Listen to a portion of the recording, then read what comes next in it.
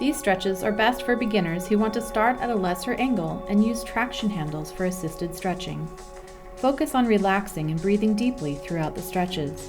Remember, only do what is comfortable to you and return upright when you need a rest. 20 to 30 degrees traction.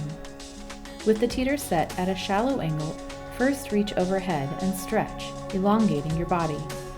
Then slowly reach up and hold onto the traction handles, gently pushing and then releasing.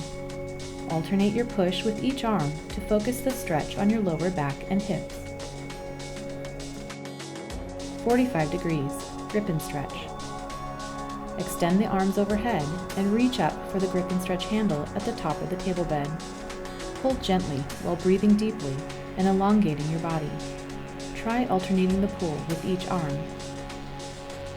Neck mobilization. At any angle that is comfortable to you, reach overhead and alternate pulling your head from side to side, elongating the muscles along the neck. When you're done stretching, slowly return upright.